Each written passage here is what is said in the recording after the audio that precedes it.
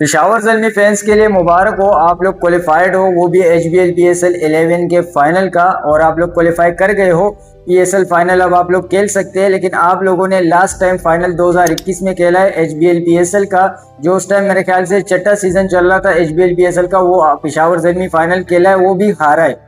और तकरीबन 5 मरतबा पिशावर ज़ल्मी इस फाइनल के साथ 5 मरतबा क्वालिफाई कर गए हैं फाइनल के लिए। इससे पहले भी 4 मरतबा चले गए थे, 1 मरतबा कामयाब हुआ है, 3 मरतबा फेल हुआ है। अब आप लोग ही बताओ कि जो 5वां मरतबा पिशावर ज़ल्मी फाइनल के लिए चला गया है, तो क्या ये फाइनल जीत सकता है या नहीं जीत सकता। वैसे जिस तरीके के साथ इनकी परफॉर्मेंसेज है तो डिजर्व करता है जीतना। लेकिन ये भी बात करते हैं कि 5 मरतबा तो ये लोग फाइनल के लिए चले गए हैं, प्ले ऑफ्स के लिए कितनी बार गई है। तो प्लेऑफ्स के लिए पिशावर ज़ल्मी मुसलसल 10 मरतबा चली गई है, जबकि 1 मरतबा प्लेऑफ से ये बाहर हुई है। मतलब 11 सीज़न हुआ है HBL PSL का इस सीज़न के साथ, और पिशावर ज़ल्मी 10 मरतबा प्लेऑफ्स के लिए क्वालिफाई कर चुके हैं। तो ये है पिशावर ज़ल्मी, जिनकी परफॉर्मेंसेस हमेशा से स्ट्रॉन्ग थी। तो पिशावर ज़ल्मी की तो काफ़ी तारीफ़ है, क्योंकि HBL PSL 11 में तो उन लोगों ने मतलब कि धूम मचाया हुआ है और काफ़ी ज़बरदस्त परफॉर्मेंसेस दे रहे हैं। वो चाहे बैटिंग से हो, बॉलिंग से हो, फील्डिंग से हो, हर तरीके के साथ वो स्ट्रॉन्ग है।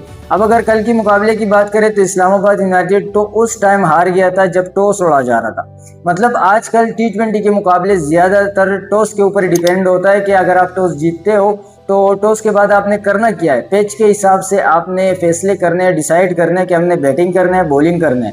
वैसे अगर ये लाहौर कदापि स्टेडियम होता तो लाहौर इस्लामाबाद यूनाइटेड अगर बॉलिंग करने का फैसला करता तो मैं समझता कि यार चलो ठीक है, यहाँ पर रन चेज आसानी से हो जाता है। लेकिन अगर आप लोग कराची के अंदर पहले बॉलिंग करने का फैसला करोगे तो ये आप बेवकूफ़ होंगे, क्योंकि जो PSL के मैचेस हुए उसमें जो रन चेज है वो काफ़ी मुश्किल से हुआ है, और वो भी अगर किए तो वो सिर्फ पिशावर ज़ल्मी ने किया है। मतलब पिशावर ज़ल्मी मैं आपको बताते चलूँ कि उनके पास तो काफ़ी मतलब 2 दफ़ा उन्होंने रन चेज से भी जीता है, 2 दफ़ा उसने टोटल से भी जीता है, टोटल से काफ़ी ज़्यादा जीता है, लेकिन रन चेज से 2 मरतबा जीत चुकी है। तो अगर यही डिसाइड करता है इस्लामाबाद यूनाइटेड कि हमने बैटिंग करना है, 200 प्लस रन बनाते, 210 रन बनाते, तो पिशावर ज़ल्मी को अच्छा खासा फंसा सकते हैं यहाँ पे। क्योंकि जो टोटल आपके सामने होता है तो आपने किस तेज़ी के साथ उसको चेस करना होता है, तो वो आपके ऊपर एक एक्स्ट्रा प्रेशर आ जाता है, और वही प्रेशर फिर पिशावर ज़ल्मी के ऊपर आना था। लेकिन पिशावर ज़ल्मी ने टॉस हारने के बाद भी बैटिंग की है। अगर टॉस जीतते तब भी ये लोग बैटिंग ही करते, मतलब ये बॉलिंग के साइड पे नहीं जाते, क्योंकि आपका जो मुकाबला था वो कराची के अंदर था, और दूसरा जो ऑस्ट्रेलियन मिट्टी है उस पैच के ऊपर था, तो वहाँ पे तो ज़्यादा बैटिंग के लिए हेल्प मिलता है। तो जितना पहले बैटिंग करोगे, ज़्यादा टोटल बनाओगे, तो अगले टीम को उसी टोटल के प्रेशर से आप फंसा सकते हो। लेकिन ये इस्लामाबाद यूनाइटेड ने बहुत बड़ी बेवकूफ़ी की था कल के दिन, जो पहले बॉलिंग करने का फैसला था। वैसे अगर उनकी पिछली परफॉर्मेंसेस देखा जाए तो 6 मुकाबलों में उन्होंने रन चेस से मुकाबले जीते, जबकि वो इस पीछे चला गया कि भाई साहब हमने रन चेस करना है तभी हम मुकाबला जीत सकते। तो उनका वो कॉन्फिडेंस था, लेकिन वो भी पिशावर ज़ल्मी ने तोड़ कर रख दिया यूनाइटेड का।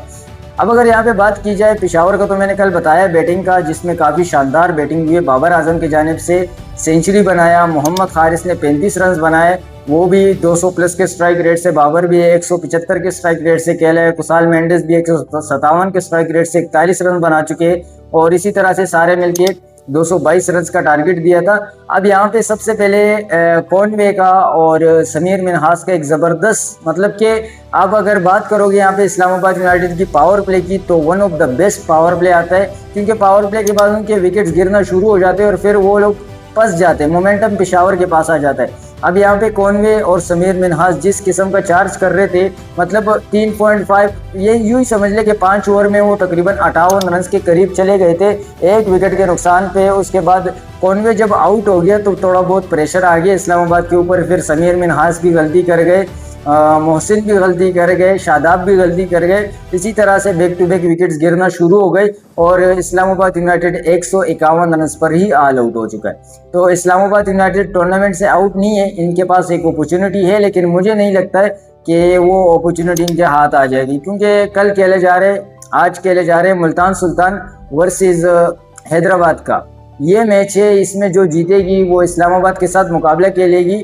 सेमीफाइनल का, और वो डिसाइड करेगी कि पिशावर ज़ल्मी के साथ कौन सा फाइनल खेलेगा।